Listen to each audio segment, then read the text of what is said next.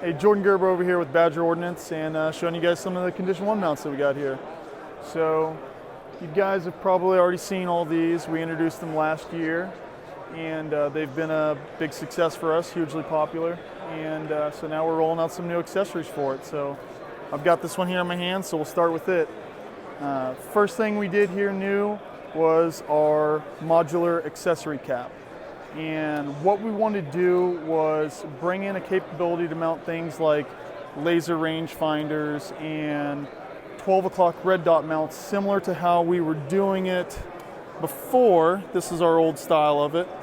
But giving the user some modular capability so they don't have to keep changing tops, or so they don't have to unzero their scope to put on a new attachment. So the way this system works, there's a recoil lug that fits in this slot here, and there's 2 screws that come down here and torque into this system. If, say, you're running something like a Storm, it's 12 slots Picatinny long. If you're running an A-Duns S, very big system from the Fleur, you can have a tall long rail to clear. Or if, say, you're running something smaller, like the Raptors, you can put on the short rail. And you can do all that without losing the zero of your main optic, because you can just pop that rail off, untorque it, put a new one down. You're not losing the zero of your main optic just to change accessories.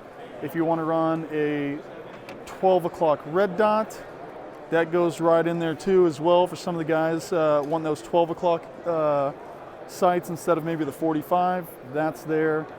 The ring itself, once again, just like how we did on the C1, we wanted to make sure you could kind of put it wherever you wanted it. So it can go in the front, it can go in the back.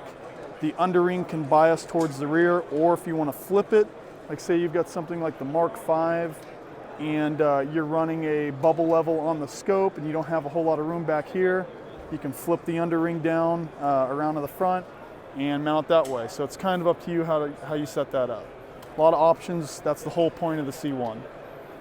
So moving from there, we've got some more accessories, more lined towards the precision rifle shooter. So we brought in a angle cosine indicator for our shooters that are doing high angle shooting. And this can be set up just like everything else, front, back, left, and right. You'll notice on this one now that it is married to this mount opposing a red dot sight. And the way we did that was the J-arm now becomes the nut for this. So you can take the ACI off, and all our new accessories can work the same way, and it can screw straight in the J-arm and attach it there. That way you're not having to mount it up here if you don't like it. You can put it back here. And hey, if you don't want to have the J-arm over here, then you just use this nut here. You slip it into the recoil slot and screw it right into that nut. And that way it can be a single-use item, just like that, plugging into there. So going on from there, we've got our new bubble levels here, totally adjustable. You can take it, swivel it to be able to adjust the cant for your optic.